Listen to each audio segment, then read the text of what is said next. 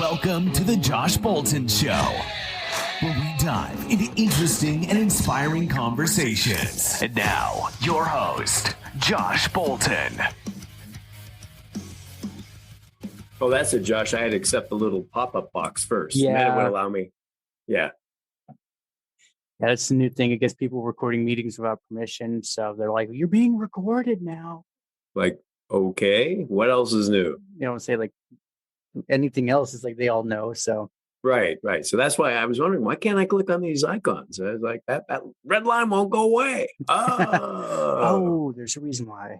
Oh, okay. Always something new. How are you, Josh? Doing fantastic. And yourself? Oh, hey, happy to be here. Thanks for having me. Thank you for coming on. Oh, my pleasure.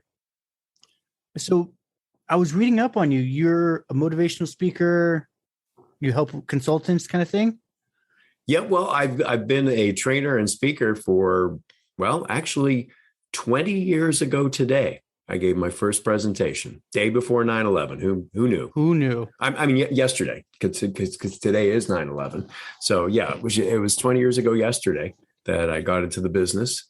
And so, yeah, I wrote this book about how to get into the business and help out speakers and trainers, especially starting out when it can be so overwhelming and you may have no money. And then actually a lot of these principles just transfer to regular entrepreneurs. I would say that would just translate to everything in general. Yeah. I mean, one of the ways to set yourself apart is to write the book, and you can write a book for $5. So why wouldn't you? $5? Mm-hmm. Yeah, that was the biggest one I want to ask you. I'm like, how do you write a book for $5? Is it that's not even enough for the coffee?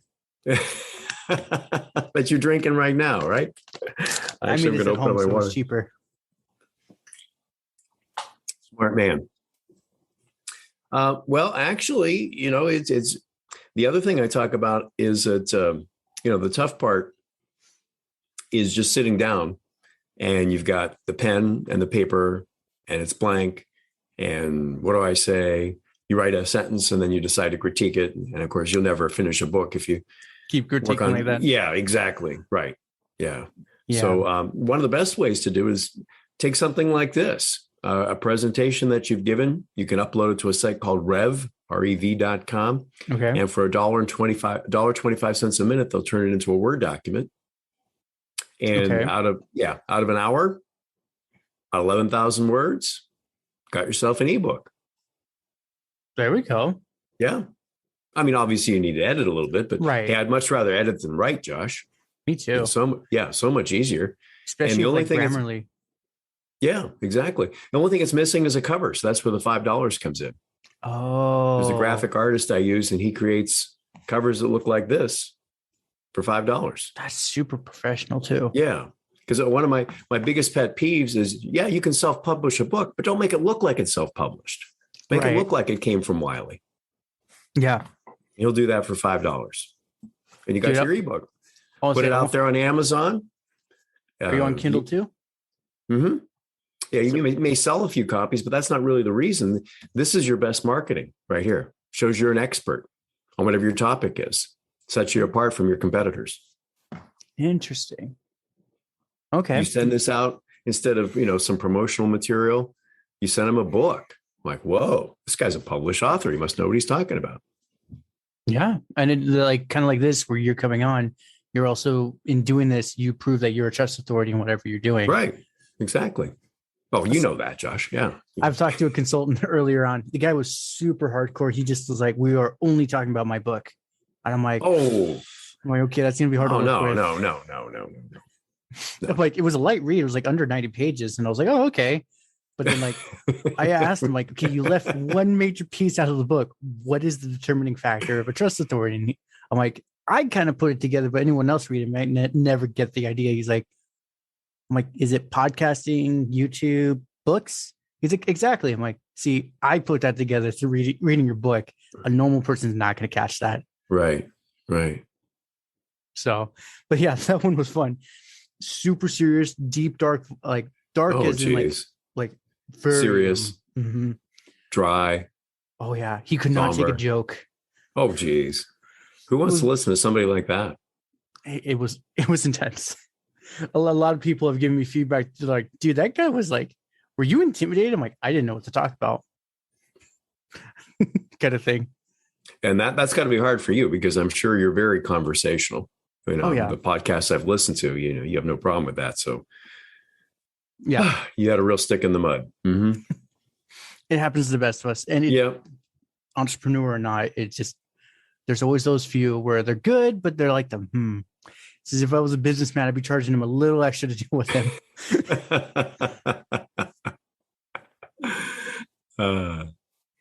So I kind of like that intro. Let's keep going. Okay. Or unless you want a hard stop, but I can just cut all this out now. No, let's just keep it rolling. Perfect. You know, let's lay out, because I certainly don't want to talk about myself. I don't want to talk about the book. I want to talk about your listeners. And okay. Yeah. The main thing, like I said, is, you know, most of us, well, I know, for instance, I've got thousands of competitors when it comes to professional speakers. Right. So, as I mentioned, one of the best ways to set yourself apart is to take what you know and put it in a book, because, as you said, that way you show that you're the trusted authority. Mm-hmm. Because, hey, if you wrote the book, you must know what you're talking about. But right. the hard part is just actually creating the book. So, as I mentioned, if you could, you could come on a podcast for an hour, you know, and if you got permission, have that recorded. I gave you my permission to record this. Thank you. Yes. I've had a few hiccups with that. I'm like, one of my first few guests, he comes on and he was like, we did this great hour interview. It was like one of those touch and go. He was 17 and in England, but we were talking about all this high level entrepreneur stuff. Right. And at the end, after I hit the record off, he's like, by the way, you have no permission to send that. I'm like, oh my gosh. I'm like, then why did we just talk for an hour? Why would you come on a show? I mean, the whole point is to record the conversation. Yeah, exactly. And to get it out there. Yeah. Yeah. That was one of the first ones I learned quickly. I'm like, if they're willing to fill up this form, the one I sent you, I'm like, they're probably willing to come on. Right. So you could, like if you're a speaker or trainer, take an hour, give a presentation, have it audio or video recorded, and then upload it to that site that I mentioned, rev.com, rev.com. Mm-hmm. In a few hours, they'll send you back a Word. It's $1.25 a minute. They'll send you back a Word document that you can just go in and edit. And then you upload that. You upload the Word document to a place called Kindle Direct Publishing, which is part of Amazon. Right. And they'll make it look like a book. The only thing you're missing is the cover. So I'm sure you're familiar with a site called Fiverr, Josh. Yes, very familiar. Yeah, very familiar. But it is kind of hit or miss. It is. So yeah, you want to go with a recommendation. What I like about it is that just because these people charge $5, it doesn't mean they're not creative, doesn't mean they're not intelligent, doesn't mean that they're not professional, doesn't mean they're not courteous. They just have a different economy. They're just trying to get their name known at that point. It's like, I love like this, my intro, when I do remember to put it in when I'm editing, $5. I think he asked for like $10 for licensing. And I was just like, that's it. I listened to the music. I'm like, dude, this is like a $50 piece right here. Easy. Oh yeah. Oh, sure. And he's like, look at the quality of this. Yeah. I mean, I could, in fact, the way this works, this guy, let me give you his name. It's ebook. Let me make sure I get it exactly right for you, because I recommend here in the book. So I want to make sure I get his name right.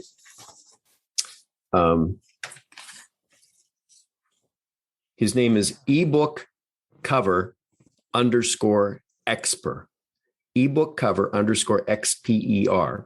And he's on Fiverr. XPER. Okay. Mm-hmm. So the way this works, Josh, is you sign up for a gig with him, and he'll send you like 5 images to use for the cover, and you select one. Or no, he'll send you a whole library. You choose 5, and the one, the one that I liked the best was not the one that he went with, but he's a graphic artist, and there's a reason I'm not. Right. So I much prefer the one that he came up with. Looks far better, because the one I came up with is kind of cartoonish. This is, so then I get the PDF back and I'm like, whoa, that was $5. Like, oh my gosh. Now I got to write good content, Right. I say, ooh, the bar is really high. Yeah. Because people judge a book by its cover. They really do. So that's all you need. You don't have to use Fiverr. You don't have to use rev.com. I mean, if you're able to write 11,000 words, that's fine, but just record yourself, get them to create the Word document for you, upload it to Kindle Direct Publishing. The only thing you'll need is the PDF for a cover, have that Fiverr artist produce it for you. And you're out on Amazon so that when people are looking for your particular topic, there's a good chance they'll find you.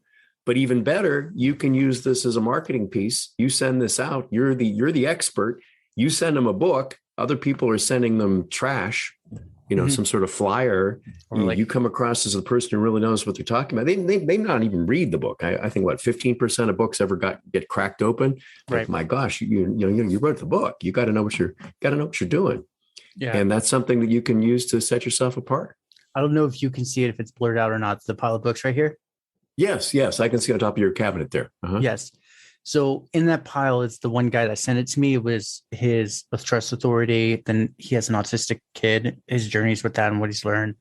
And then his marketing piece. And it was just one of those, it was cool, but like his story with his kid and the marketing piece, I was just like, I don't need to read that. Mm-hmm. I just need to read his new one kind of thing. Mm-hmm. I was just, it's one of those, like, I don't even think he listens to my show anymore. Oh my. But that was just the biggest one from that. And then one of my guests, Hank and Sharon, they invited me to their like marketing class, and that was super cool. And it's a lot of what you're talking about, where it's like uploaded to Amazon, but they're like, make it even better. It's like, it's $5, maybe $6 with shipping. And they're like, alter the title for Ted. And then you list the title. And I'm like, dude, that's genius. Uh-huh. Like, then you print it, they send it, wrap it up and whatever, send it off to him. And I'm like, I don't even have to read it. The fact that you went above and beyond to put me in it, it's like, wow, done. Yeah, that's impressive. That's definitely impressive. Right? Yeah, that's brilliant. It is. And because they do they're a marketing team. They're the kind you hire to manage your WordPress site and all this, but their biggest marketing is like the books. They're like $10 a person. If it's actually a good lead, we send it, and they're like, usually it's like a 75% return. We make all that money and then some with a client. Yeah, I can understand that. Well, on this particular book, I can have copies made on demand, Josh. Cost me $2.15. Really? So so for $6, I can mail this out to somebody. Right. And so $2.50 because it's under like 100 pages or something. Yeah, This one is like 60 pages. Oh, yeah. But people have really short attention spans now. You probably heard about that study that Microsoft did, that the average adult now has an attention span of less than a goldfish. I don't know how you measure the attention span of goldfish, but Microsoft's pretty smart. So it's 8 seconds for the human, 9 seconds for the fish. So it doesn't have to. I mean, I know when I do a Google search for a certain topic, just give me the 10 tips. Right. I don't want to read a 300-page book. I don't have the time for that. Don't have the patience for it. Just tell me what I need to know, bite-sized pieces, and I'll be happy with that. So I don't think you have to write War and Peace, Volume 2. Just get them what they need to know. And the most important thing is to make it be about them. Don't talk about yourself. Don't talk about all the things you've done. Talk about how you can help them. Talk about how you've been able to help other people like them, so they can see themselves as the protagonist in the story. 100%. That's all you really need to do. Yeah. And the whole goldfish thing, I think it's even shorter. I think it's like 6 or 5 seconds now, especially with TikTok. You have like a second or two and then they're gone. Right. And 80% of what we'll be consuming online will be video. So people don't want to read, they want to watch. Like for me, I don't know if it's like dyslexia or anything, but it's like when I look at words, they like the letters start switching on me. It might be mild dyslexia. I don't know. I never got officially diagnosed, but I can consume through my ears much better. I listened to Moby Dick all the way through, and it was one of those near the end. I'm like, he literally just went into 8 chapters about whales. 8 chapters. Did add nothing to the story. Why? But if I tried to read it, it'd be terrible. Yeah. Well, that kind of explains why you do what you do, because there's three types of learners. There's the visual, the auditory, and the kinesthetic, who learns by doing. So it would make sense to me that you'd be a podcaster, that you learn by listening. You function best auditorially. Yes. And that's probably why you do what you do. Yeah. Yeah. I joke with a lot of my guests, like, I'm an introvert, but I like talking to people. Yeah. No, I consider myself an extroverted introvert. Okay. There is such a thing, actually. Mm-hmm. Yeah. Because when I'm in front of an audience, I'm a totally different person, because I'm in my element, I'm in my zone. I love doing what I do.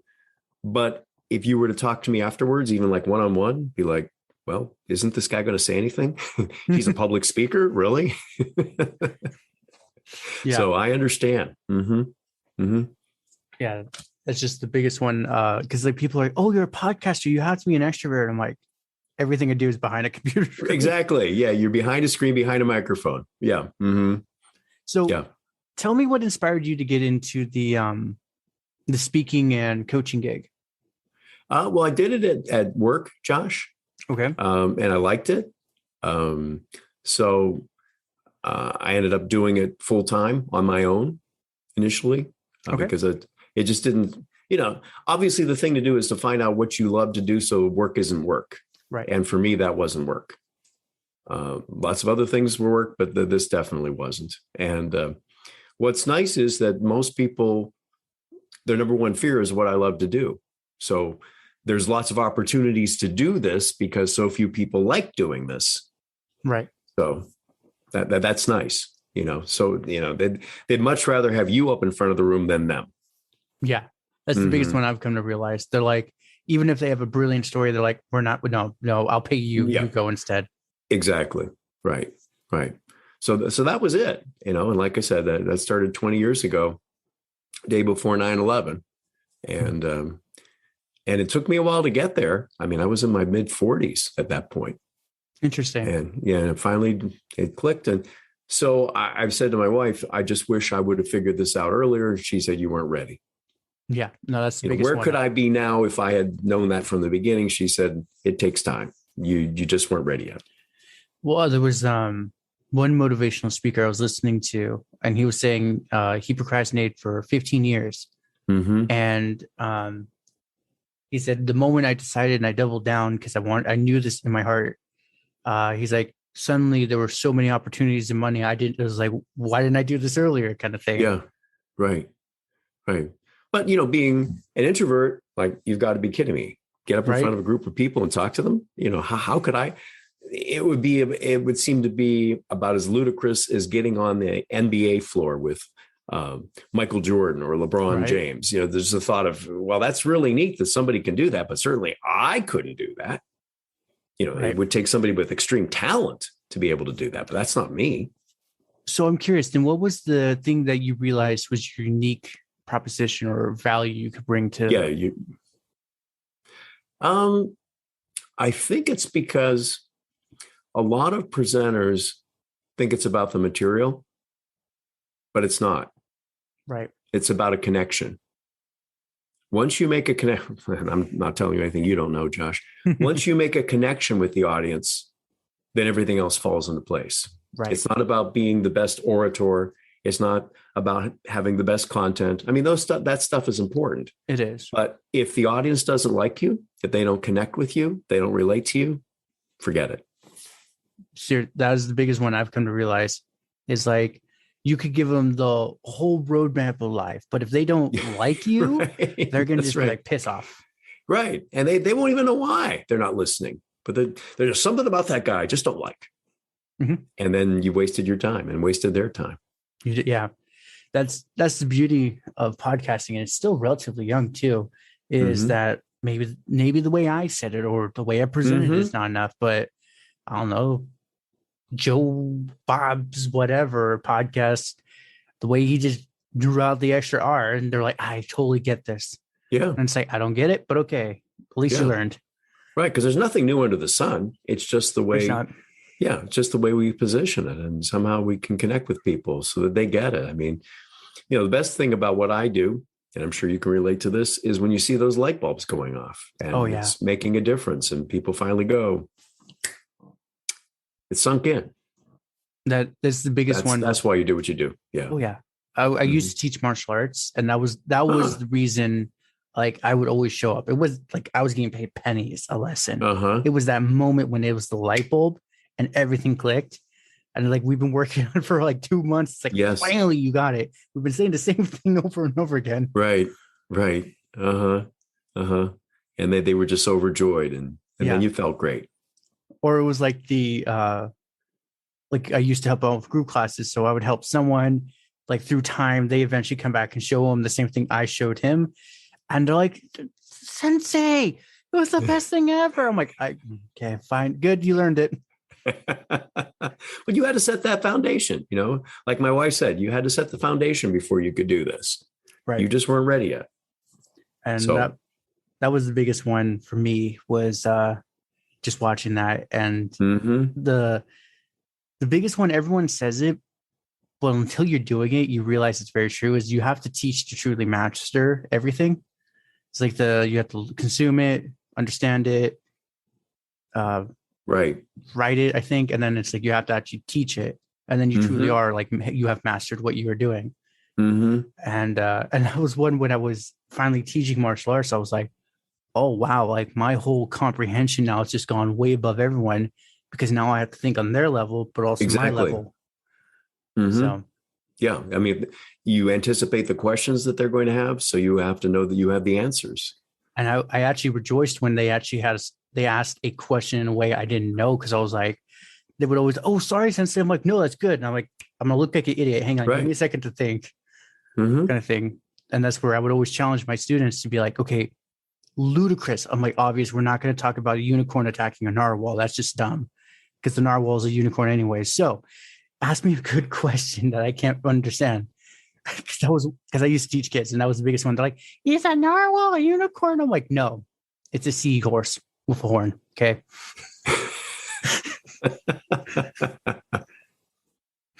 So what was, other than your book, what was your main source of, because this is a relatively newer book in the process, or were you doing this a while back? The book in particular? Yeah. Okay. Well, what happened was I gave a presentation to my local chapter. I belong to the National Speakers Association. And like we were just talking about, Josh, I saw some light bulbs going off, and I thought, well, if they liked it, I bet I could take it to somebody else. And I did. And then I got great feedback for that session on social media. And I thought, well, why don't I practice what I preach? I talk about how easy it is to create an ebook. You create an ebook for $5. Why shouldn't I do it? And, this way, then I could really say, hey, I've gone through this process, and here's what you can anticipate, and here's what's going to happen as a result. So that's how I ended up producing the book. I wasn't planning on writing the book, but I just thought it's another way that I could reach people, just like podcasting is a way to reach people you wouldn't necessarily reach. You have no idea who might be listening to your show that you might impact. So not everybody belongs to one of these chapters to hear the presentation, but somebody might get a recommendation from the book, or be searching on Amazon and just come across it, and I could impact their life and not even realize it. Right. So I'm taking it your ebook relatively cheap, and if they want a paperback, they got to pay for that kind of thing. Yeah, the ebook is $10. The paperback is $15. That's not bad at all. No. Well, and I think about it, it took me 20 years to write the book, if you think about it, because it's 20 years worth of experience in here. And books are so incredible. You can get somebody, you don't have to go through that 20-year process. You can basically shortcut it by buying and reading this book. So why go through 2 decades worth of trial and error and as I mentioned in the book, it isn't necessarily what I'm telling you to do or what I'm suggesting you to do, but it's also tripping triggers where you go, all right, now that wouldn't work for me, but I could see if I took that idea and changed it up a little bit, right, that would work. And so I think that's the other thing that books or podcasts will do for you is you'll be listening to somebody and you go, it'll just tap into a different level of creativity that you hadn't thought about before, but somebody else had to prime the pump for you. That's my biggest one. I joke with myself, my coworkers, they know I'm like into business and all this stuff. Right. But if I try to talk with them, they're like, what the hell are you going on about, man? But Uh-huh. I was listening to a podcast, and the one thing they actually said, and was the funny part, is I'm listening to a marketer say, the best way to know something's right is if someone talks about it. And I'm like, okay, it's one of those. But then the moment someone said, oh, I don't learn by this, I learned by X, Y, and Z, which was talking Right. about it. And I'm like, oh, kind of thing. And then one of them took one of my quotes. I don't think they realized it, but they're like, yeah, the great thing about podcasts is you get to go into that person's mind and listen to everything they're thinking about, and you learn from them. Right. I just said books, though. Like, you get to literally listen to people from the past tell you things in the future. And so that's the cool part about books, but it's like, they're like, podcast is the new books, apparently. Right. Right. Especially for those people who learn through auditory means. Right. They wouldn't necessarily through visual, by watching a video necessarily or reading a book, but through their ears. That's the way that invokes their creativity. Yeah. And the thing for me is, like, I actually know, for me, I'm a kinesthetic. Like, you notice I'm like fidgeting. So I learn by doing, but if I'm doing and listening, it double sets for me. So that's why I still love martial arts, and I still go, because my instructor always yells at me, you're doing it wrong, like suck less kind of thing. And it's just like, okay, hang on, reset. And it's like, there it is. So you do best under both, the combination. A combination of both, yes. So like the auditory and the kinesthetic.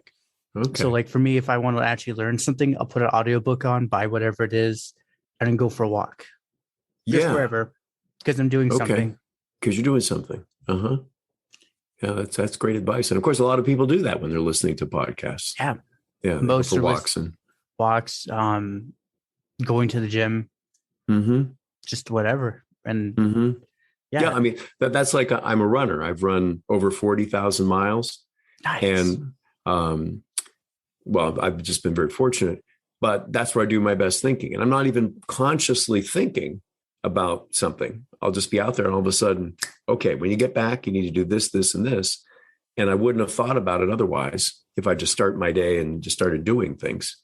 But yeah, maybe I'm like you. It's the combination of kinesthetic. I'm out there walking, but then I'm also listening to my thoughts as I go along. I call it, because when I was exercising a lot, I would notice that for me, I'd get in like a flow zone where, yes, I'm doing whatever strenuous thing, but I don't really need to think about it, kind of thing. Right. And then my brain just immediately goes to whatever. Like, I was, before COVID, I lost a lot of my strength now, but I used to deadlift like 350 pounds, like, oh my gosh, 6-7 reps at a time. And that's when I got some of my best ideas. I'm like, oh, I need to do this. I need to do that. Right. Exactly. The same with the fighting for martial arts. It was almost like a meditation for me, because I didn't really have to think. Right. I just had to make sure their head was like here, and then we're good to go. Right. And you got all that muscle memory. Right. So you knew what you're doing. And then I would just sit there, and some stories would pop in my head and just kind of play out in the side. Well, she like fighting this guy, and then like there's a samurai war over here, and it's like, ooh, Josh, little crazy talk over here. Don't talk about that. Yeah. But that's why people should make time to do that. Oh yeah. And you can't just be go, do. Yeah. You've got to have time for meditating, reflecting. Whatever it is, even if it's like someone sitting and just like, it sounds rude, but if they're vegging on the couch, eating their potato chips, but staring at the wall, listening to podcasts, that's a meditative state. Not optimal, but it works. Kind of thing. Yeah. So, and it might work for them better than what works for us. Exactly. Right. So for you, do you practice meditation? Well, I had an electronic device called Muse. I don't know if you'd ever heard of that, Josh, where it measures your brain waves. It's something, there's a band you put around your head. Okay. Yeah. And, so I would sit down for a minimum of 20 minutes a night at the end of the day. And the idea was to train your brain to get to a certain level. Frequency. Yeah. So I did that. And the only reason I stopped was I ended up praying with my wife every night. So we'll sit and pray. And I was just thinking, like what you were saying, it's like, well, when you're praying, I know all the words, so I'm just in a different state when I'm doing that. And it's just nice because it just calms you down at the end of the day. And then at the beginning of the day, I go for the run. So it helps me at the beginning of the day and at the end of the day process what happened during that day. So yeah, exactly. I would highly recommend people doing that. Oh yeah. Whatever works for you. Just don't watch the news. No. I'm not one to watch the news because I'm thinking I don't really have control. It would be different if like I were the president and they're presenting me the news, right, and then I can take action and I can change the world. Right. But just to hear how bad things are in the world, how is that helping me? Exactly. What I need to concern myself with is what's going on in my world. How can I make my world the best I possibly can? With the people I interact with each day, that's what I have control over. So to sit there for half an hour each night and learn about how bad things are, it doesn't help anything. It's just going to bring you down, so that if you could be taking action, you're less likely to do so. So no, I could never understand people watching the news. And sometimes I think that they watch the news and then maybe you'll put something on social media because they think they have more control in the world than they actually do. Like somebody is going to listen to what I have to say. One of my favorite memes on Facebook is life is short, so spend it arguing with people. So spend it arguing politics with people you don't know on Facebook. I haven't seen that, but yeah. Yeah. What's the point? Because I'm not going to change your mind. You're not going to change my mind. Don't waste your time. Work on those things that you have control over and you can make an impact in your life, and let the president and other people who are in control make the decisions to take care of it. That's the way I look at it. The same. I actually picked up the way I look at things from the commodity legend, Ken Roberts. Mm-hmm. He calls the news that like stupid news. And essentially, I actually asked him on the show. I got him on. I'm going to get him on later. Huh. And that was one thing I asked him, like, why do you call it, like, why do you say that is stupid news? Because he's like, can you directly press the button right now and make it go away? I'm like, no. Then he's like, it's stupid. Don't care about it. Right. Just walk away. I'm like, right. Oh, kind of thing. Right. And it was just one of those. I don't get it. And I told him, like, yeah, a lot of people listen. He's like, the way he phrased it was much more crude. I'm going to try to censor a lot of what he said. He's like, he said, essentially, people pay a fortune to buy a magazine that all it is trash. Mm-hmm. And I'm like, right. Okay. I'm like, but Instagram would be the new considered magazine. He's like, exactly.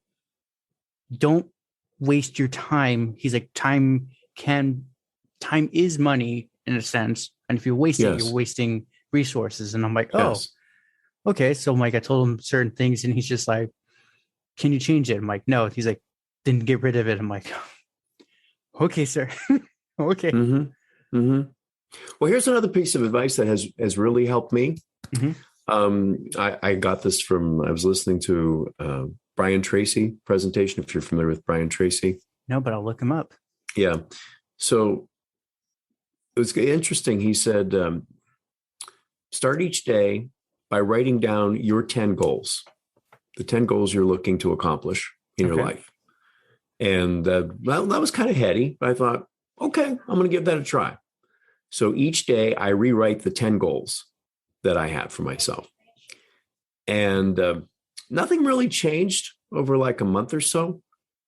But what I've noticed is that the other stuff doesn't bother me as much. Like, it was kind of a crazy day. We had the grandkids over today, and it was just very chaotic. And in the past, I may have gotten frustrated or impatient, but I wrote down as one of my top 10 goals is I want to be the best grandfather I possibly can be. And I'm thinking to myself, all right, if that's my goal, if I really want to be the best grandfather I possibly could be, would I be getting agitated and angry and upset right now? No. So subconsciously, that's been buried into my head that the little things aren't going to bother me anymore. Most people are just like dodgem cars at the amusement park. Something hits them and they bounce this way and then they bounce over here and they bounce over there and they just kind of go with the flow. But if you figure out what is it that you really want to accomplish, what are you really attempting to do here? And again, you're not going to spend time, watching the news, because I doubt if that's going to be one of your top 10 goals. That's going to change your whole mindset as to what's really important. And then let the other stuff just go. Yeah. No, that is through talking to great people like you, that's the biggest one I've come to realize. Like, I don't like handwriting unless I really have to. But I sit there and I realize, like, I started doing a journal. It's not like daily, but it's like, if something's really bugging me, I'll write it down. And be like, this is bugging me. This is why, kind of thing. And I realized once I put it on paper, because like writing a document on a computer, that's great and all, but it doesn't have the same impact, this feel. Right. I realized once I write it, it just goes away. Yeah. Yeah. And it's just like magic. I'm like, really? That's all I had to do this whole time? Kind of thing. Yeah. Well, I was even thinking about some issues that I was struggling with. It was saying, he says basically the same thing, write it down. And I thought, if I did take the time and write it down, just the thought of writing it down, I'd realize how stupid that was. Mm-hmm. Why am I fretting over this? This is ridiculous. I didn't even have to write it down, but just the thought of writing it down. Once I wrote it down, I would look at myself like, you're crazy. Why are you fretting over this? This is nothing. But when it bounces around in your head, you can build it up to this great big mountain. So I would highly suggest, when you're struggling with something, even if you don't like to write, just take a moment, write it down, and chances are you'll see the solution once you actually get it on paper, or at least you'll be able to define the problem. Right. And then once you define the problem, it's easy to solve. Oh yeah, that was the biggest one for me. Is in my current line of work, I have a bunch of interesting characters to put it nicely, and I would always take what they said personal, and it was one of those I didn't understand at the time. I had to be like, oh, they're saying that because they're suffering. Exactly, so kind of nothing to do with you. Mm-mm. And so that's where I would write, and it would just be one of those coworker, whatever, said this about me. And then as I wrote it down and I looked at it, same thing. It's just like, oh, that's not me. He's barking at me because he's in pain. I'm like, whatever. Right. Now I'm just at the point, if he says something like that, it's like, right. Yeah. Yeah. Exactly. It was just one of those, it was like a motivational speech or whatever from YouTube. And it was just one of those to like, he phrased it differently, but it was essentially write everything that's bothering you down on like a bullet point session and then just stare at it. And I'm like, okay, how does that work? And then after I did, I'm like, holy moly. So, yeah, I had something like that happen to me with a coworker recently. And I was just kind of thinking, yeah, same thing. It's him. And I thought, tomorrow will be a different day. And sure enough, he was a different person the next day. And I'm glad I just let it blow over instead of making a big deal out of it.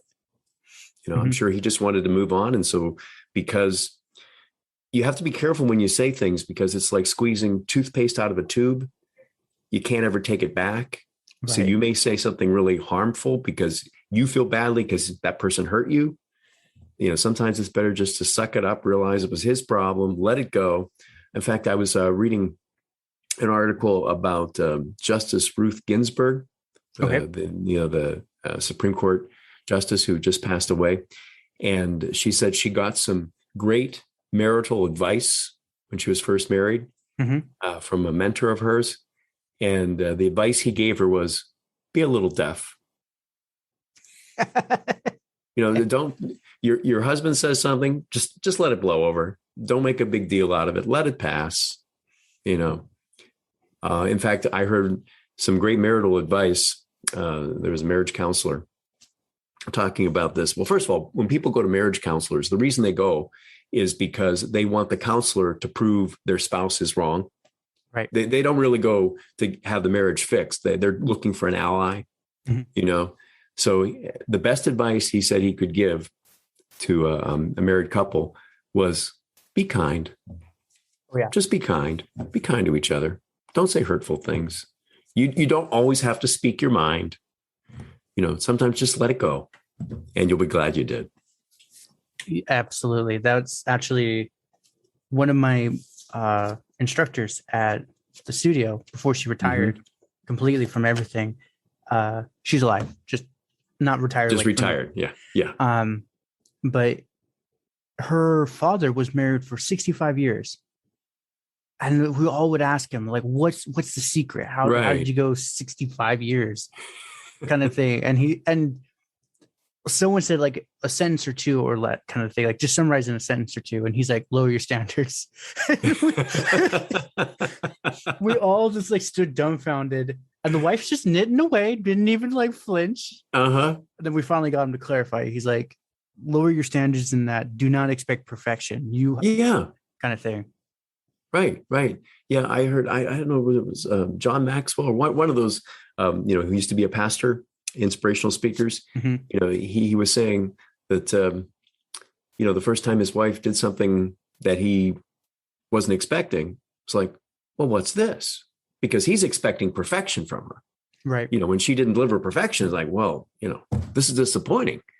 And like you were saying, just lower your standards. Okay, well, that's just the way that person is. But, what I like are all these other things about him or her. And, so, okay, they've got these little idiosyncrasies over here. We all do. Right. Let it go.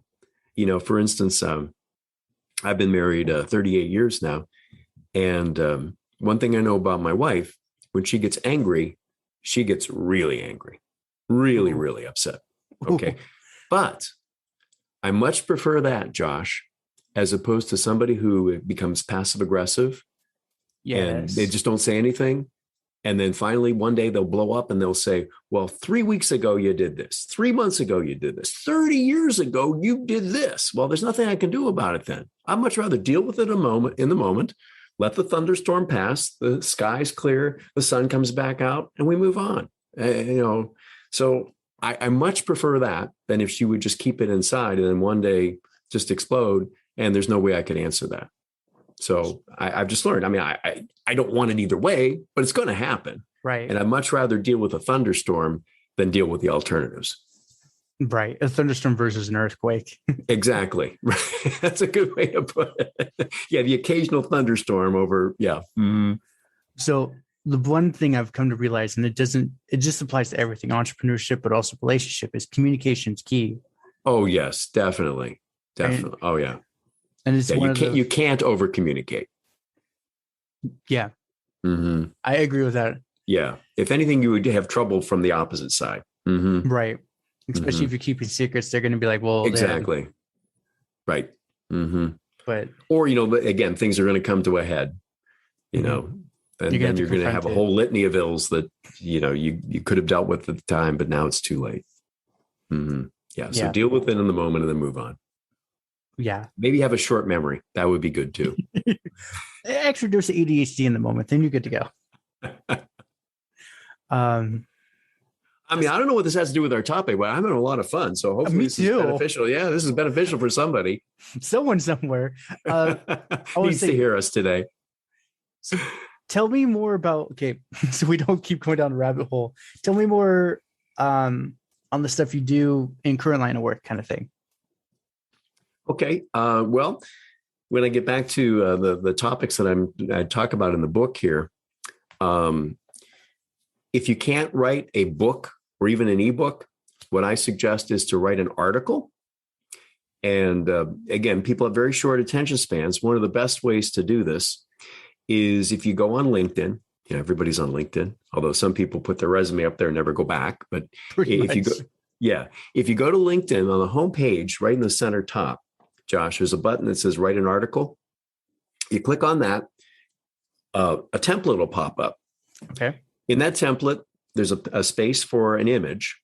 And you may be familiar with this site. I go to a place called Pixabay, Pixabay.com. Mm-hmm. Yeah, I got in trouble once because I went to my P.O. box and opened up this letter. And it was a letter from Getty Images. Apparently, my webmaster had unauthorized use of one of their images, and there was a bill for $1,000. So yeah, that only happens once and you learn. So this site called Pixabay It's where amateur photographers just like to share their work. And by amateur, I mean, the cameras that we have on our phones are so great these days. Mm-hmm. I mean, anybody can be a decent photographer, and they're just happy to share their work. You can give them attribution. You don't have to. You can give a contribution if you like, but you don't have to. So Pixabay is just a search engine. For instance, let's say you were going to do an article about podcasts. You put in podcasts, hit the button, and you'll see all these images that you could use at the top of your article. So that's the first third. You put in an image. In the middle, it's asking for a headline. And what I would suggest for a headline is, what do people type into a search engine when they go on the internet?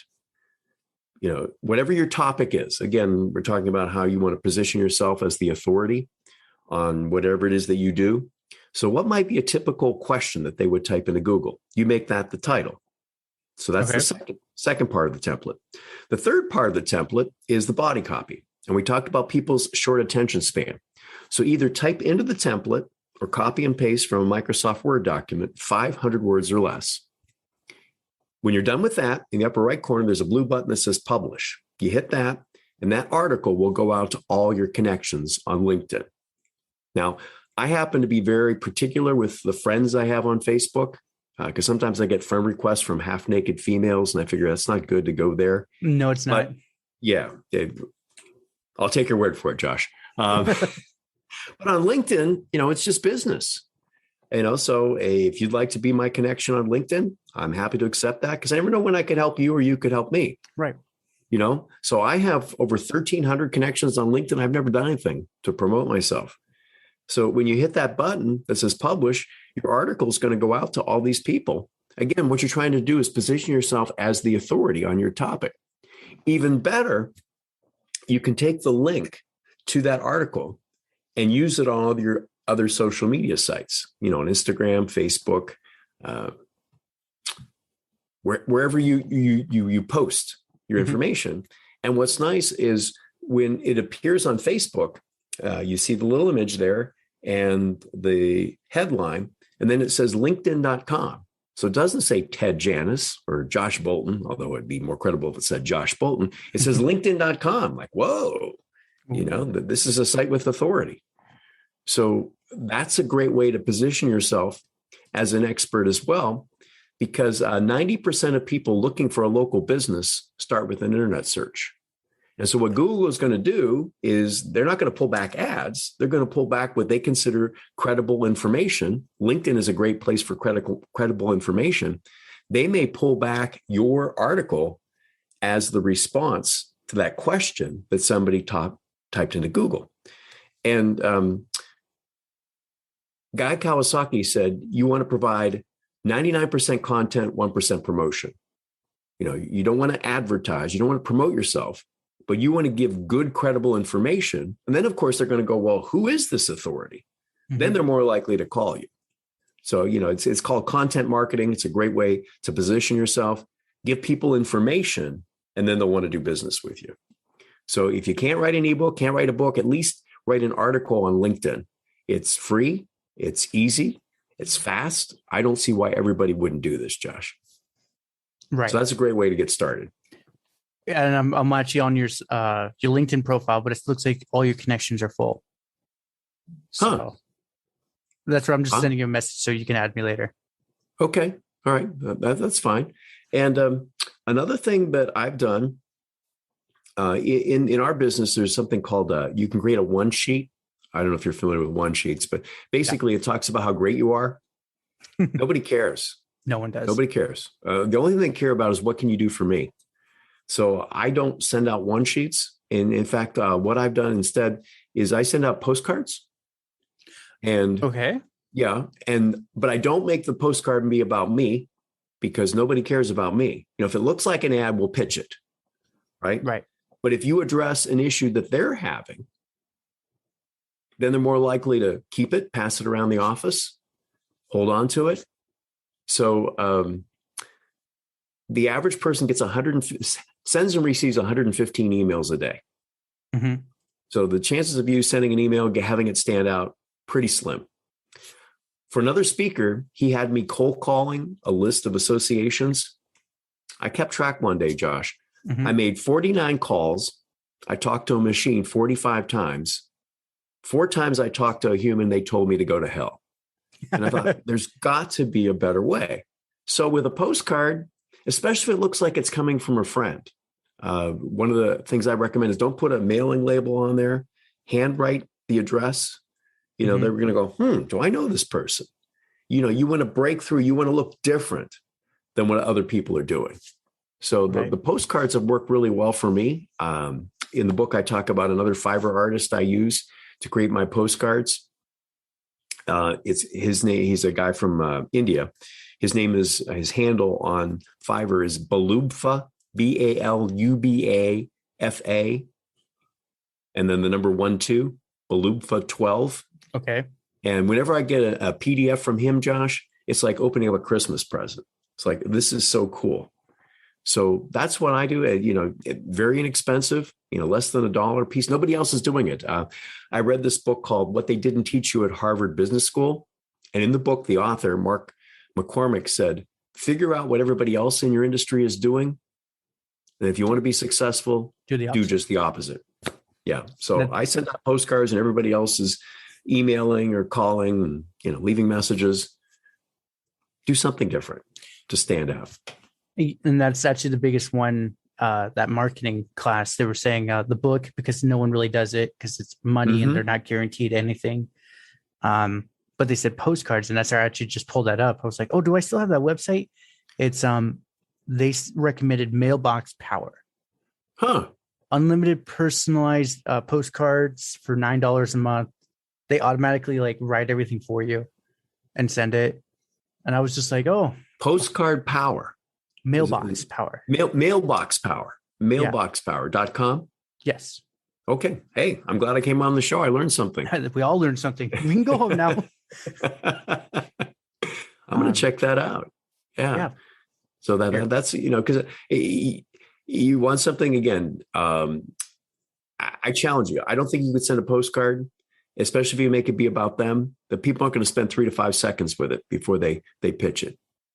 But if it's colorful and personalized, exactly. I still get. Dale Carnegie said a person's name is to that person the sweetest sound in any language. So you're exactly right. Like I got one actually from just some local guy, real estate. I kept it for a while because it was just a cool picture. I mean, the whole thing was just a printed picture of like this gorgeous like waterfall, and he flipped it over, and it was like this inspirational how he succeeded and how he can help us. Wow. And I was just like, I flipped it back over and left the card. But everyone would come over and be like, "Ooh, cool card!" And they like, I think he got at least one lead from me because they're like, "Ooh, I'm gonna call him." Yeah, do something different. You know, don't talk to everybody else and say, "Hey, what are you doing?" and then do the same thing. You're probably familiar with the book Purple Cow by Seth Godin. Purple Cow. Nope. Yeah, Purple Cow by Seth Godin. He said, the way to be a marketing genius is to take a look at somebody who's remarkable in an industry even more dull than yours, and then just do what they do. You know, just take the principles that, like you're telling me right here, take the principles somebody else is using and then adapt them or adopt them for your own use. Because you don't want to be a slightly better version of a brown cow. You want to be a purple cow. You want to stand out, because if you don't stand out, you're invisible in this crowded marketplace. You can't be just a little bit better. Oh yeah. And that's key, especially with everything begging for our attention. Just a simple act. Like one of my guests, Steve Sims, actually, I told him like, oh yeah, I have an automated email and this and that, and I collect all the links, the profile, et cetera, et cetera. And he's like, your next guest, try something really crazy. I'm like, I'm into this. What's up? He's like, send him a minute voice clip, just saying, thank you, appreciate it. We went over this topic, blah, blah, blah. He's like, because no one says voice clips, but you can actually hear the intent. It's not just a machine in your brain. And he's like, if you really want to take it to the next level, send just a 10-second video clip. He's like, this is when you have them in your phone. He's like, just a 10-second video. Just, hey, just checking in. How you doing? Blah, blah, blah. And send it. He's like, because no one sends videos anymore. Right. And I was just like, that's genius. Yep. Just be the purple cow. All you have to do. Yeah, he calls it his method. He's the blue fisher. So he's like, so be the blue fish kind of thing. Right. But yeah, I was just one of those. I'm like, wow, just I never thought of that. And that's where he did his homework on me. And now I'm like doing my homework on him to get him back on. Because he's like, you mentioned in a few of your shows you want X person on. I'm like, right, but like I'm just nobody kind of thing, just starting. And he's like, you're looking at it all wrong. I'm like, what do you mean? He's like, this is how I make my living. Go for the assistant. Don't go for the actual celebrity. Because if you build a relationship with the assistant, Yes. the assistant's the actual gatekeeper. Right. Then you get whoever you want. And I'm like, Yep. oh, so this is like classic war, art of war. You divert and you look like you're in front, but you're actually coming from the side. Uh-huh. And he's like, exactly. Uh-huh. I'm like, all right. But literally right there as we're talking, I just bought his book. I'm like, okay, let's do this. And I'm definitely gonna pick up yours. I'm liking everything you're talking about. Well, thanks, Josh. It's been a lot of fun. It's been an absolute pleasure. Definitely want to get you on in the future. Yeah. I mean, there's other things that we can talk about, but I certainly want to respect your time. We can keep going. Oh, okay. I was like, All right. do you have anything going on? No. I mean, I do, but not as important as talking to you. One of the other things that I mentioned in the book is here's another great book that you may want to check out called Made to Stick. Made to Stick. It's written by brothers Chip and Dan Heath. One's a professor at Stanford. The other one's a professor at Duke. So they're pretty smart guys, kind of like you, Josh. Thank you. They took a look at marketing campaigns to see what made them unique, what made them stand out. And the acronym that they used was success without the last S. Okay. So the first thing for a successful marketing campaign is it has to be simple. Don't talk about 10 things. Talk about one thing, in depth, one thing.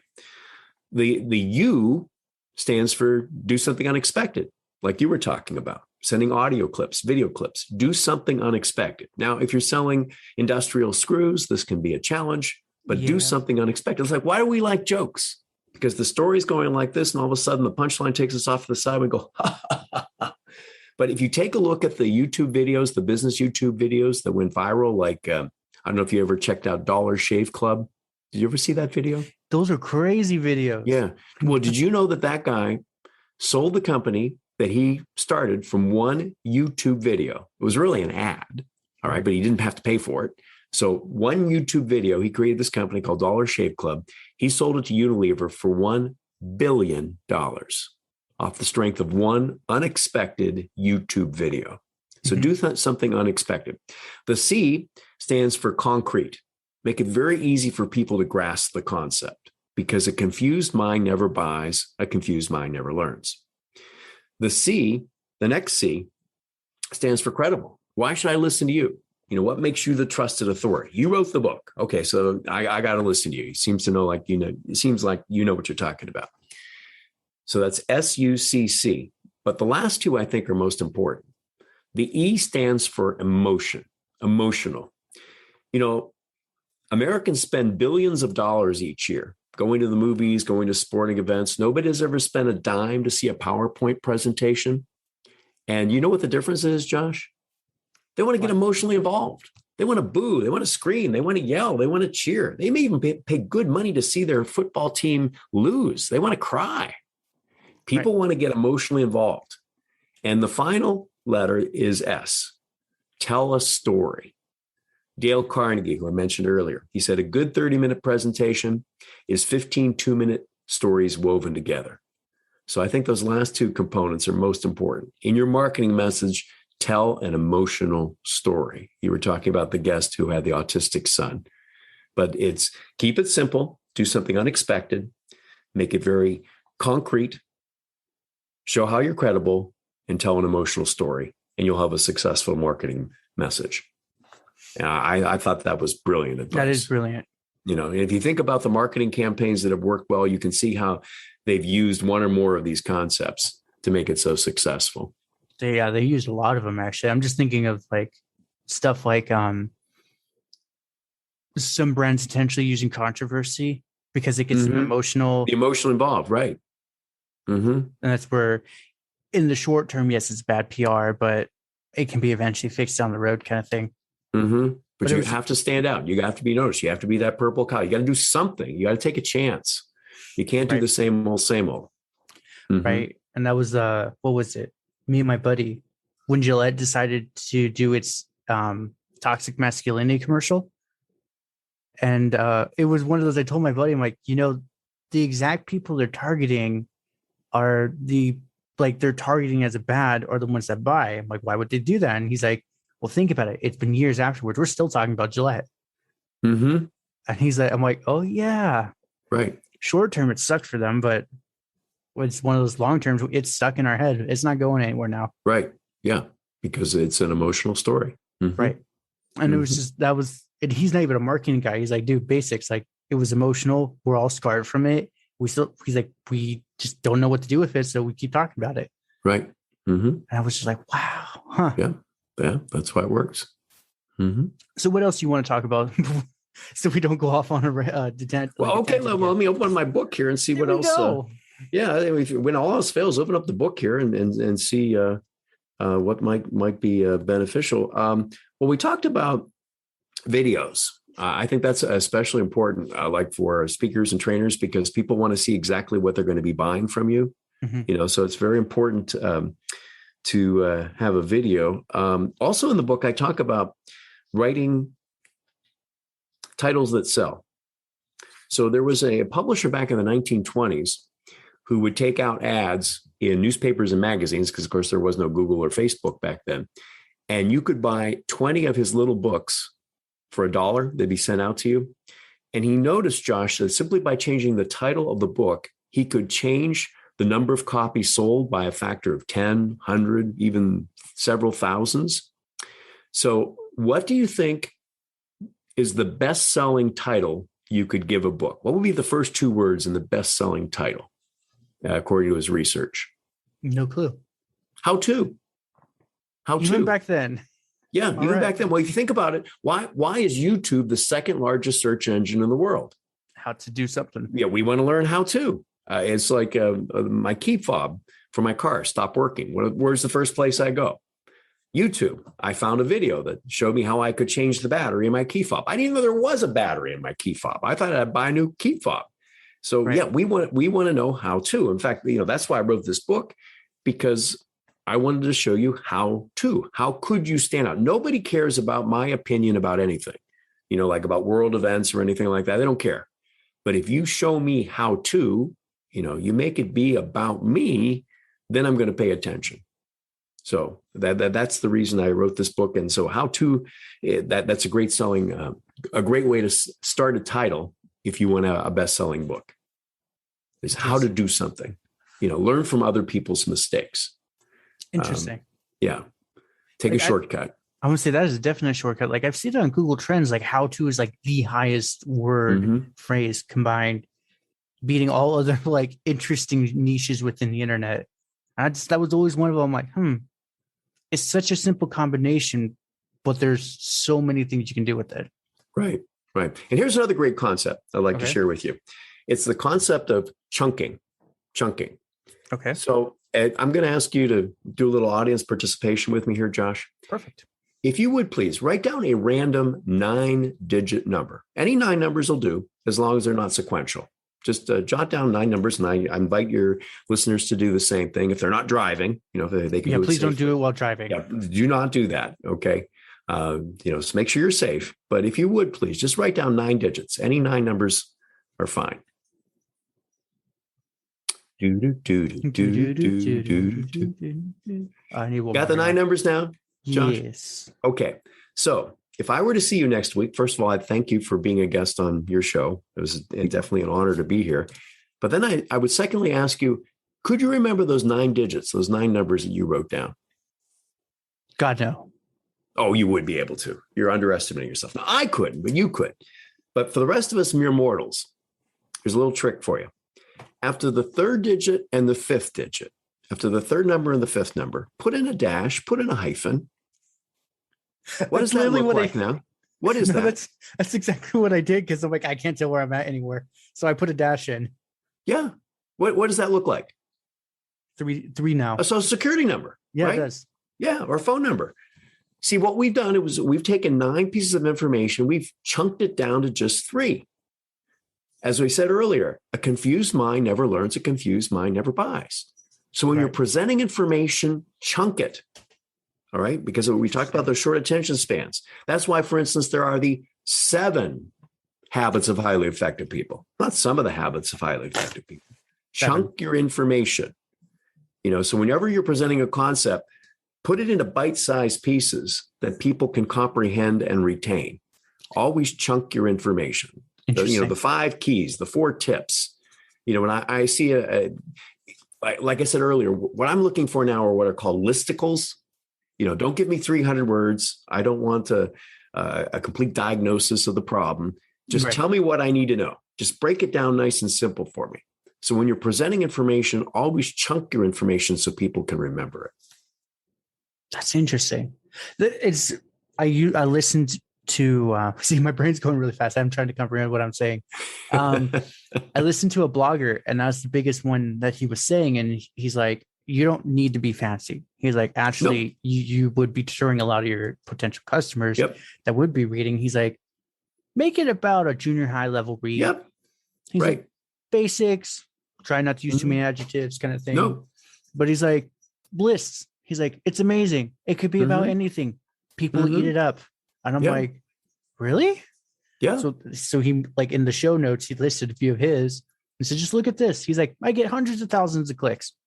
He's like, all I did was just like a paragraph or 2 explaining why I did this. And then my list, maybe like a paragraph, like a sentence or 2 explaining why I said that. But he's like, they eat it up. They eat it all the way to the end. And I'm like, it can't be that simple, can it? Yeah, sure. But, because you don't want to overwhelm them, because nobody's going to admit that they don't get it. They don't want to look stupid. They'll say, well, I'll think about it, which means I'll never call you back. Make it so they go, oh, I get this. This makes sense. I understand. Right. Then they feel smart, and they're more likely to buy. Continue on your content too. Yep. And that was the thing I realized. It was just one of those, I'm like, I'll do a listicle. It was on a friend's blog. She got good ranking on Google. So it was one of those, I just made it and sent it. And it was just something I'm like, what would I want to read if I was bored? And so I wrote that. She hit me up a while ago, and she's like, that blog is still hitting like consistent. She's like, I've turned off all the ads, but she's like, yours is still getting consistent. I'm like, wow. Like, I just wrote like a simple person. What was the listicle about, Josh? Video games. Okay. And my take on their pros and cons. So I think it was like 10 of the best video games for an action person. And it was just one of those. I think her site's down too now. This was like years ago. I still need to get actually talk to her, but yeah. And she just told me, like, until like the day I shut down the site, you were still getting me a lot of clicks. Wow. I was just like, I just was bored, and you offered me like a free coffee, so I'm yours. I mean, the last thing you want to do is read somebody who goes blah blah blah blah blah blah blah blah blah blah blah. Yeah. Even for me, I'm very patient. If they go more than like a paragraph or 2, it's like, nah, I'm good. Right. Yeah. And I'll even scan. I'll look for things that have been bolded, indented. So it's like just give me the. Because I'm old, I can relate to this, the Reader's Digest version, Or Cliff Notes for nowadays. The Cliff Notes, there you go. So give me the quick Cliff Notes and we're good to go. Yeah, or as another famous old character said, just the facts, ma'am, just the facts. Yes. Where's that one from? I keep hearing it. Dragnet. What? Dragnet. It was a show, it was a sitcom, it was a police drama that was on TV back in the 50s and 60s. It was in black and white. Now we've really gone down a rabbit hole. Now we've really gone down a rabbit hole. I'll definitely look that up later, because like I used to watch with my grandfather back. He used to watch. Yeah. The story is true. The names have been changed to protect the innocent. If you look it up on YouTube, you'll see what I'm talking about. I would say it is probably Dragnet. on YouTube. Dragnet. Yeah. Jack Webb. Okay. I got a lot of stuff to look up. I have a little notepad, and I'm not like flipping it every direction. This is great. I love it. I'd like to cut it there. I got 3 going out questions for you. Okay. So first one is, for someone aspiring to be like you, successful, long relationship, great career, what are some tips, tricks, or advice you'd give them? Stick with it. Okay.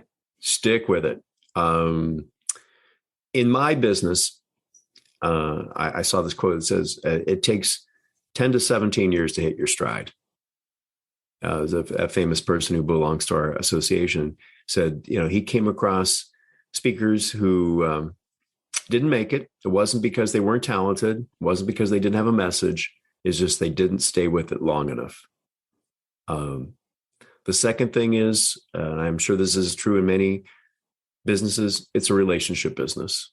It takes a while to make connections, to network, to get to know people. Like you said, to build the trust so that people want to do business with you. So meet as many people as you can, be in it for the long haul, and then reach out to as many people as you can. Right now, I have my ideal job after 40 years of work. And it's because of a series of things that had to happen.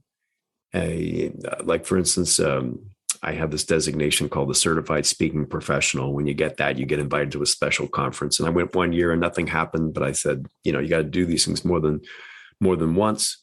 So I go a second time and somebody said, okay, you have to meet this person. So I went and introduced myself to that person and nothing happened. But there was a Facebook post 6 months later. Somebody said, I have this job.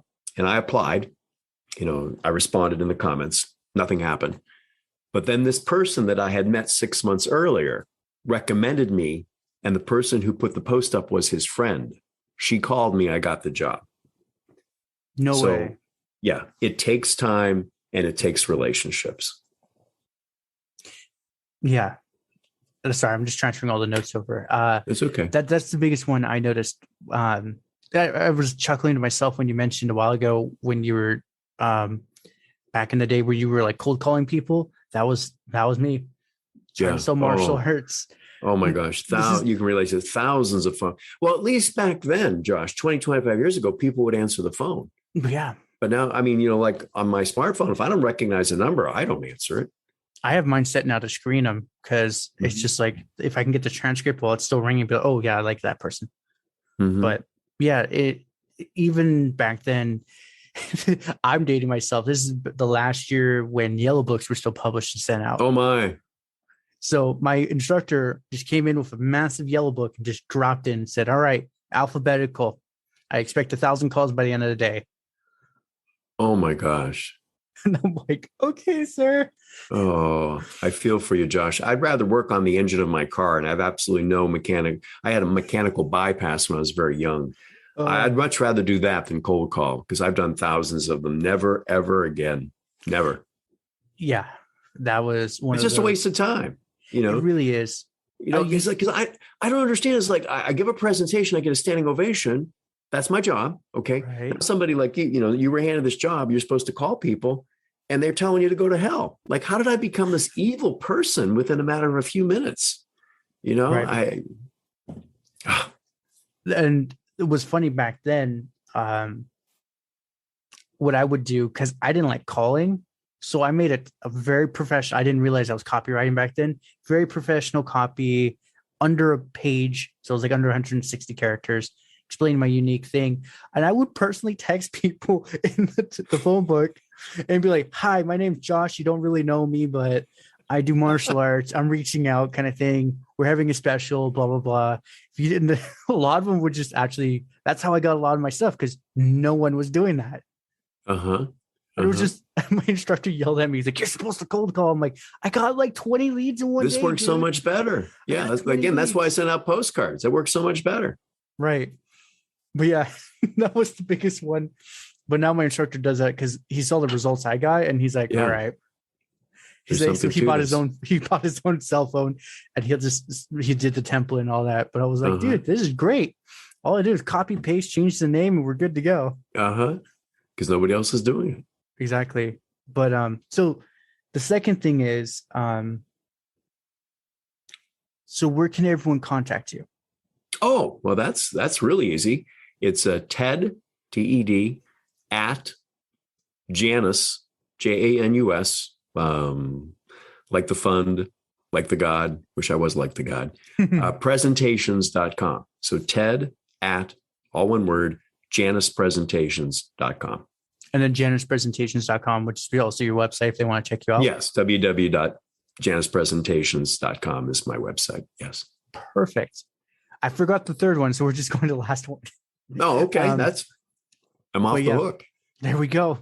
That was easy. It was. All right, Ted. This has been an absolute pleasure. I appreciate it. Yeah, well, hopefully that made up for that stick in the mud you had to interview the other day. Mud. Yes. Yes. This was much more approachable, and I'm sure a lot of other people are gonna find it funny of our tangents and the emotional part. They're gonna build a connection with us too. Yeah, that's the key. Like I say, you create the connection, and then you can do just about anything. You know, once you've one of the best ways to create a connection is to talk about them. You know, make it be about them, not yourself. Oh yeah. You know, I had the occasion last night. I went to a ball game with my daughter and the guy that she was dating. Ooh. And and so afterwards, my daughter was telling my wife that she really enjoyed me being there because I brought Royce into the conversation. You know, it wasn't just me talking to my daughter. I was trying to include him and ask him, he played baseball. I didn't. So I said, Royce, you know, what does WHIP mean? You know, and I would make him look like the expert. And so he could show off in front of my daughter. You know, you make it be about the other person. You draw them into the conversation. You don't talk about yourself. One of my favorite all-time connections was we just moved to town.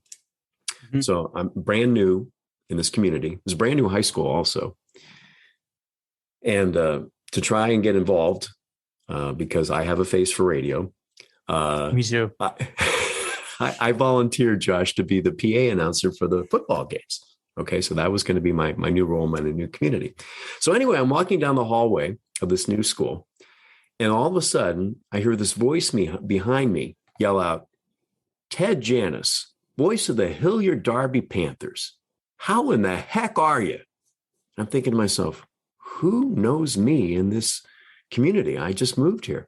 I turn around. There's this guy smiling from ear to ear, Josh. He introduced himself as Jeff, the principal of the school. Okay. And that encounter took like 20 seconds. But I remember it to this day, it's 25 years ago, because he made me feel so special. Like he knew who I didn't know who he had a more important role than I did. I had no idea who this guy was, but he made me feel like, you know, I own the school.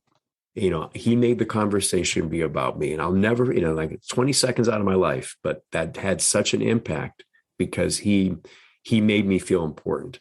So make other people, Mary Kay Ash, who started Mary Kay Cosmetics, she said that she believed that everybody had a sign around their neck that said, make me feel important.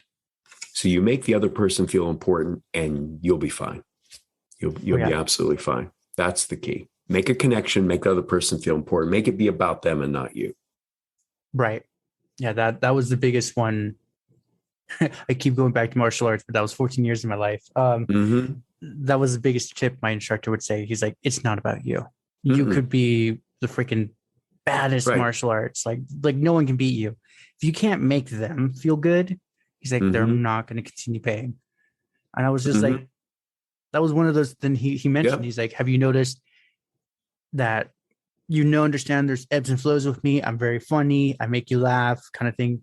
I'm like, right. And he's like, but then at the same time, like I get you to calm down. We don't continue going down the rabbit hole. And I was like, yeah, he's like, that's intentional. Laughter is very, very important. Yeah. Mark Twain said, humor is our most effective, but least used weapon. Our most effective, but least used weapon. So yeah. And especially if it's self-effacing humor, you don't take yourself seriously. You know, you take your guests seriously, you take your subject seriously, but you don't take yourself seriously. And that allows the other person to relax and just talk with you as a regular person. Right. And that was the biggest one he told me. And ever since that, like one comment, I was like, interesting. And that's where we joke with him now because he said it enough. He's from the Middle East and all that. And And that's where he's like, you never would see a Middle Easterner with a head chest full of hair that makes a bear look bald kind of thing. Right. And he would jokingly like take the shirt because it was all dudes off. And we're just sitting there going like, we got it. You can make a carpet from the hair on your chest. You can calm down now. Yeah. But yeah. In fact, one of the best-selling nonfiction books of all time is A Purpose-Driven Life. I don't know if you've ever read the book, but it is, Purpose-Driven Life by Rick Warren. And the first line in the book, the first sentence in the book, Josh, is what you just said. It's not about you. Oh, yeah. And that's where like we would joke with him because we're like, how did you perfect that humor? He's like, self-deprecating humor is the best because you're not making fun. You're not going to offend anybody. Right. The only person you're going to offend is yourself. And he's like, if you can't take it on the chin, then he's like, you probably shouldn't be doing this. That's right. Or like I say, when you're me, it's easy to be humble. Yes. And if I ever forget, my wife will remind me. Yes, she will. Yeah. Oh man. So yeah, this has been an absolute blast. I think I could probably go for like 2 hours, 3 hours. Oh yeah, you have so much. Probably. I hope your listeners are having as good a time as we are. But hey, if they're not, oh well, they can go to another episode. Listen to the next episode. Yeah, exactly. All right, Ted. I do actually need to go. I got to go vote. Make sure I get in my stuff for California. So. Oh, you're going to California? I know I'm in California. I got to go vote. Make sure I don't. The governor doesn't get kicked out. Oh, okay. Well, that's very important. It is. Yes. Yeah. All right, okay. Ted. Well, thank you for making some time for me, and thank you for sending me the link yesterday. Because for some reason I don't know, misplaced it or something. So I didn't want to miss this. It was all good. I love to comment like, thank you for the thorough follow up. I'm like, if I see a notification, if I don't act on it, I totally can forget it. So that's why I'm quick on responding to everything I see. Well, thank you for doing so. It was thank you for reaching out. Otherwise I would have been sitting here like 15 minutes and be like, okay, well, where is this jerk? No, not even that. It's like, did I do something again? No, again, there's a reason I am humble. It would have been me. Okay, well, go vote. All right. Great talking with you. I'll reach out to you later. I definitely want to get you on. Okay. All right. I'll see if I can come up with some more stuff. Ooh. If not, we could just talk about life advice. Okay. Appreciate everything, man. Okay. You too, Josh. Bye-bye. Well, congratulations. You made it to the end. You're an awesome person. Not many make it here. So, being the awesome person that you are, can you do me one more awesome favor? Can you rate and review this on whatever podcast services you're using? If you do it on Apple and you leave an actual written review, I have a thing on my website. I will take your written review and post it for all to see. Congratulations, you're permanently sealed on my site. Otherwise, I am trying to do YouTube more and live streaming. I will try to put as many of the YouTube links in the description of the show as I can. So give your boy some extra help over on YouTube. Watch my videos. I just mute it and change the channel, change the window or something. But yeah, that's it. Thank you for being awesome and see you next time.